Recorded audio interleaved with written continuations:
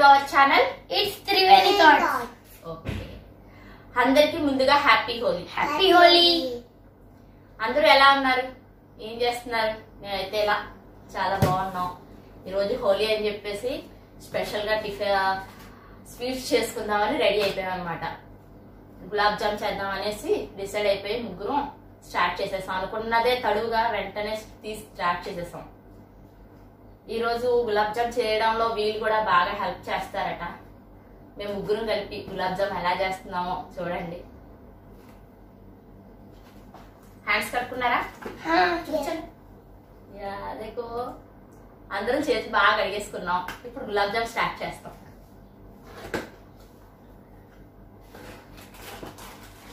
నేను గిట్స్ వాటికి తీసుకున్నాను.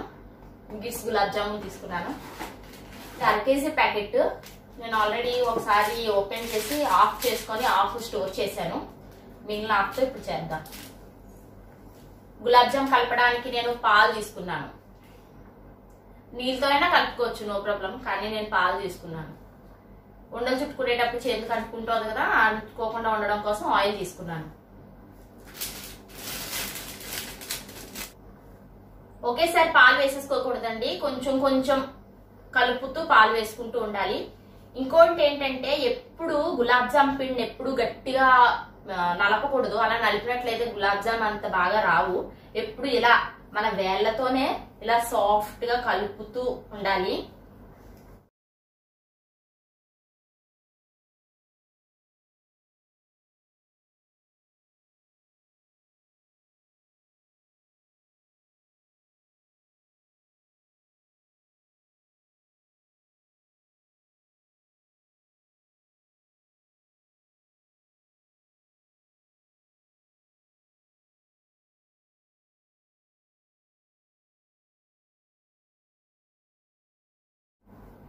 అంతే అండి, కలిపేసుకున్నాను. చూడండి, నేను ఈ గ్లాస్ నిండా పాలు తీసుకున్నాను కదా, అంతా కూడా నాకు యూజ్ అవ్వలేదు. ఇంకా కొంచెం పాలు మిగిలిపోయాయి.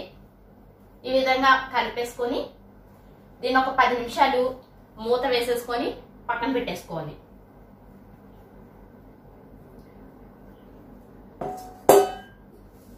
ఇది కాసేపు నానుతూ ఉంటుంది. ఈలోపు మనం పిల్లలతో కాసేపు మాట్లాడుకుందాం. హోలీ ప్రిపరేషన్స్ ఏంటి? బాగానే జరుగుతున్నాయి. మేము బెలూన్స్ కట్టుకున్నాం. బెలూన్స్ కట్టేశారా? ఎక్కడ మీ ఫ్రెండ్స్ దగ్గర? మళ్ళీ హోలీ గన్స్ కూడా అన్ని తయారు చేసి నీళ్ళతో రెడీగా ఉంచాం.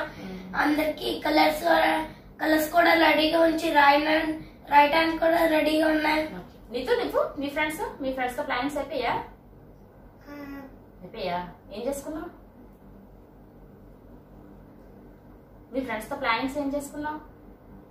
హోలీ ఎలా ఆడాలనుకున్నారు మీరు? బాగా ఆడాలనుకుంటున్నారా? మరి రాత్రికి హోలీ దహనానికి కూడా వెళ్ళాలి కదా. హోలీ తెలుసా? హోలీ దహనం ఎలా ఎందుకు చేస్తారో ఏంటో? మంట కాల్చుతారు. ఇప్పుడు వాళ్ళకి చెప్దాం. అసలు హోలీ అంటే ఏంటి అనేది మాకు తెలీదు. బేసిక్ గా చెప్పాలంటే మాకు తెలీదు. నార్త్ ఇండియన్ లో, మన సౌత్ లో అయితే హోలీ అంటే పెద్దగా ఏం చేసుకోము. మేము కూడా ఇక్కడికి వచ్చాక నాకు తెలిసింది హోలీ అసలు ఎందుకు చేస్తారు ఏంటి అని. అంటే వీళ్ళు చేసుకుంటారు అలా, నార్త్ లో అందరూ అలా చేస్తారట. ఒక ముందు ఏం చేస్తారంటే, మనం భోగి మంటకి మంట వేసుకుంటాం కదా, అదే విధంగా పిడకలు అరేంజ్ చేస్తారు పెద్ద పోగులాగా. ఆ పోగులో అరేంజ్ చేసి దానికి పూజ చేసి దాన్ని దహనం చేస్తారు. అసలు ఈ దహనం ఎందుకు చేస్తారంటే, రాక్షసుల రాజైన హిరణ్యకశిపుడు అసలు ఆయనకి దేవుడు అంటే అసలు నమ్మకం ఉండదన్నమాట. హిరణ్యకశిపుడికి ఆయన ఎవరైతే దేవుణ్ణి పూజిస్తారో వాళ్ళని అప్పటికప్పుడే చంపేస్తూ ఉంటాడు. ఆయనకు అస్సలు దేవుణ్ణి పూజించడం అంటే ఇష్టం ఉండదు. కానీ ఏమవుతుందంటే, ఆ హిరణ్యకశిపునికే కొడుకు పుడతాడు. కొడుకు ప్రహ్లాదుడికి దేవుడు అంటే పిచ్చి. ఎప్పుడు విష్ణుమూర్తి ధ్యానంలోనే ఉంటాడనమాట ప్రహ్లాదుడు. అది వారలేని తండ్రి, నేను అందరినీ దేవుని పూజిస్తే చంపేసేవాడిని, కానీ నా కొడుకు నేనేమి చేయట్లేదు అని అనుకుని ఏం చేస్తాడంటే, హిరణ్యకశిపుని చెల్లి హోలికాకి చెప్తాడనమాట. హోలికాకి ఒక వరం ఉంటుందండి. ఏంటంటే, దేవుడు ఇస్తాడు, నీకు మంటలోకి వెళ్ళినా సరే, అగ్గిలో ఆహుతి అయిపోయినా సరే నీకు ఏమీ కాదు అని ఒక వరం ఉంటుందన్నమాట హోలికాకి. అందుకని హిరణ్యకశిపుడు ఏం చెప్తాడంటే హోలికాకి, నీకు ఆల్రెడీ వరం ఉంది కదా, మంటలోకి వెళ్ళినా ఏం అవ్వవు కదా నువ్వు, అందుకని భక్త ప్రహ్లాదుడిని తీసుకొని వెళ్ళి మంటల్లో కూర్చుండిపో నువ్వు, అప్పుడు భక్త ప్రహ్లాదుడు చనిపోతాడు, నువ్వు నార్మల్ గా బయటకు వచ్చేస్తావు అని చెప్తాడు. కానీ అక్కడ ఏంటంటే హోలిక కూడా ఒక విషయాన్ని మర్చిపోద్ది. దేవుడు వరం ఇచ్చినప్పుడే చెప్తాడు, మంచికి యూజ్ చేయమని చెప్తాడు. అది కూడా నువ్వు ఒక్కదానివి మంటలోకి వెళ్తేనే నువ్వు చనిపోకుండా ఉంటావు, ఒకవేళ ఎవరితో వెళ్తే అనేసి చెప్తాడనమాట. ఏమంటే నువ్వు ఒక్కదాన్ని వెళ్ళినప్పుడే నువ్వు సేఫ్, నువ్వు బయటకు వస్తావు కాలకుండా అని చెప్తాడు. కానీ అప్పుడు హోలికాదేవి అది మనం గుర్తుండదనమాట. ఇంక వీళ్ళు అసలు బాబు మీద జాలి దయ అలాంటిది ఏమీ లేకుండా బాబుని తీసుకొని వెళ్ళి మంటలో కూర్చుండిపోద్ది అనమాట. అప్పుడు ఈ భక్త ప్రహ్లాదుడు విష్ణుమూర్తి భక్తుడు కదండి, విష్ణుమూర్తి మొత్తం అంతా పైనుంచి గమనిస్తూ ఉంటాడు. గమనిస్తూ ఉండి ఇదేంటి నా భక్తుడికి ఇలా అవుతుంది అని చెప్పేసి ఆ వరాన్ని హోలిక దగ్గర నుంచి తీసి భక్త ప్రహ్లాదుడికి ఇచ్చేస్తాడు. అప్పుడు ఏమవుద్దంటే భక్త ప్రహ్లాదుడు బయటకు వచ్చేస్తాడు సేఫ్ గా, హోలిక కాలిపోద్ది అనమాట. ఇలా అలాగా దీనికి హోలిక దహనం చేస్తారనమాట. ఆ విధంగా హోలీ ముందు రోజు రాత్రి ఈ విధంగా దహనం చేస్తారు. అసలు ఏంటంటే దహనం చేసి అప్పుడు ప్రత్యేకంగా చిన్నపిల్లలకి ఎటువంటి నరదిష్టి చెడు ప్రభావాలు తగలకుండా ఉండాలని చెప్పేసి ఆ రోజు దహనంలోని పిల్లల కోసం పాప్కార్న్స్ లేదంటే కొందరు ఖర్జూరం ఇలా మంట చుట్టూ తిరుగుతూ అవి వేస్తూ ఉంటారనమాట. ఇదండి నాకు తెలిసిన స్టోరీ. ఇప్పుడు అయిపోయింది, కాసేపు అయిపోయింది, ఇది నానిపోయి ఉంటుంది. ఇప్పుడు మనం ఇది ఉండలు చేసేసుకుందాం.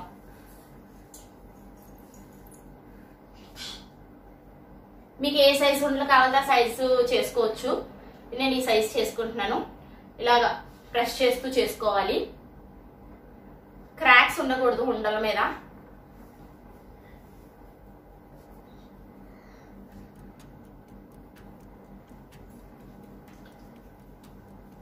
నైట్ కి హోలీ దహనం చేస్తారు, అది కూడా నేను షూట్ చేద్దాం అనుకుంటున్నాను.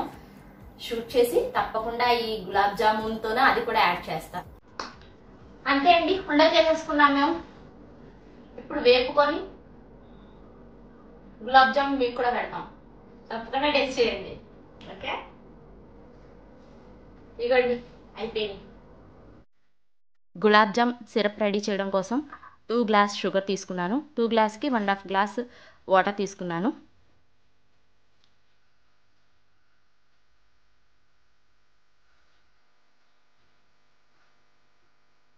షుగర్ కరిగి కొంచెం బుడగల్లా వస్తే సరిపోతుందండి. అది మరుగుతూ ఉంటుంది. పక్కన గులాబ్ జామ్ డీప్ ఫ్రై చేయడం కోసం డీప్ ఫ్రైకి తగినట్టుగా ఆయిల్ పోసుకున్నాను. అది మరుగుతూ ఉంటుంది. సిరప్ అయిపోయిందండి. చూడండి, ఇలా బబుల్స్ వచ్చే వరకు బాయిల్ చేస్తే సరిపోతుంది. ఆఫ్ చేసేసుకున్నా. ఆయిల్ కూడా ఈ పక్క వేడైపోయింది. గులాబ్ జామ్ ఫ్రై చేయడం కోసం ఎప్పుడు ఆయిల్ మీడియం ఫ్లేమ్లోనే ఉంచాలండి. ఇలా మీడియం ఫ్లేమ్లో ఉంచినట్లయితే లోపల గులాబ్ జామ్లో ఉండలేకుండా చక్కగా ఈవెన్గా బాయిల్ అయిపోతుంది.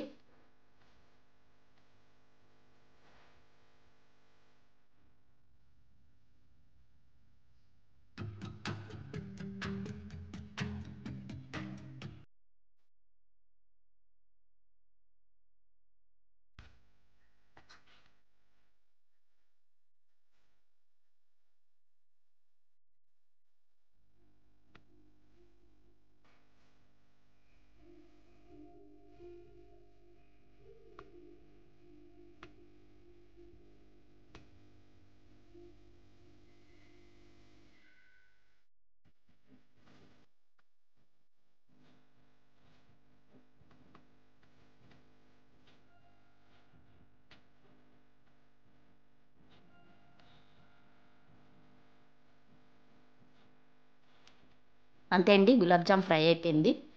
ఇప్పుడు దీన్ని తీసుకొని సిరప్లో వేసేసుకోవాలి. షుగర్ సిరప్లో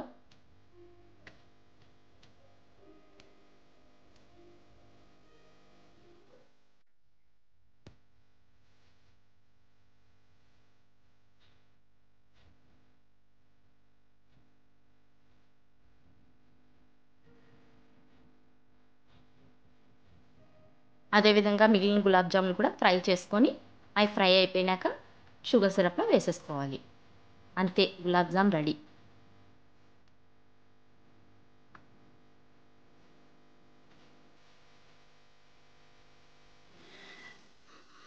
ముందు స్టోరీలో చెప్పాను కదండి, ఇదిగో ఈ విధంగా హోలికాదేవిని దహనం చేయడం కోసం ఇలా పిడకలతో అరేంజ్ చేస్తారు.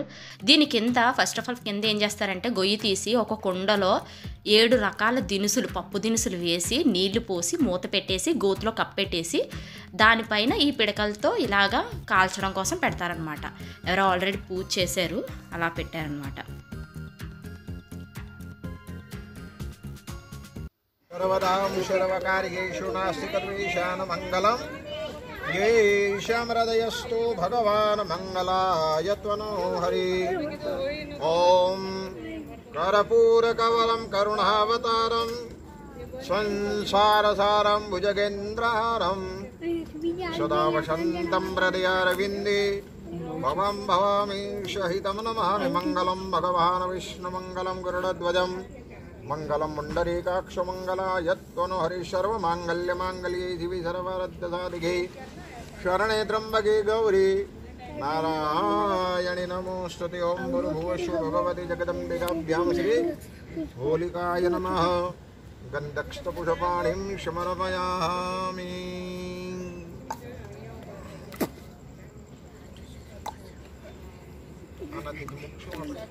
मुक्ति देशो आने मुक्ति दो.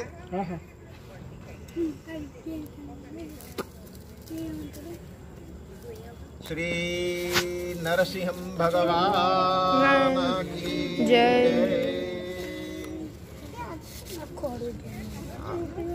आगे ने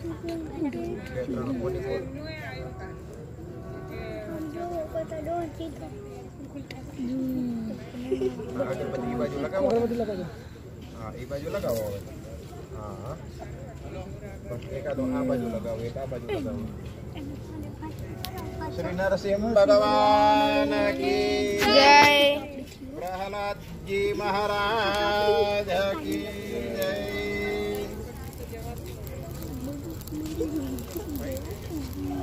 नारियल होंगे दियो ना.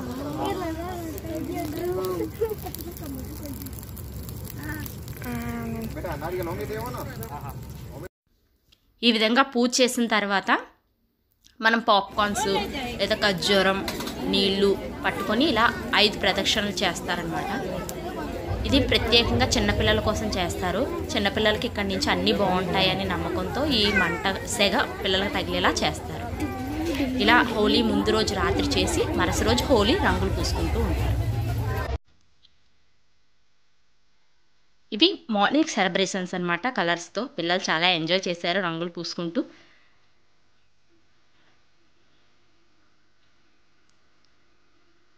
ఇంతేనండి నా వీడియో కనుక మీకు నచ్చినట్లయితే లైక్ చేయండి, షేర్ చేయండి. ఇప్పటివరకు నా ఛానల్ని సబ్స్క్రైబ్ చేసుకోకపోతే సబ్స్క్రైబ్ చేసుకొని పక్కనే ఉన్న గంట సింబల్ని కొట్టి ఆల్ అనే ఆప్షన్ ఎంచుకోండి. ఈ విధంగా చేసినట్లయితే నేను పెట్టగానే వీడియో మీ దాకా నోటిఫికేషన్లా వస్తుంది. Thank you for watching. Once again happy Holi. మీ జీవితం మొత్తం రంగులమయం కావాలని కోరుకుంటూ మీ త్రివేణి. మళ్ళీ ఇంకొక వీడియోతో మళ్ళీ కలుద్దాం. అంతవరకు సెలవు. Bye bye.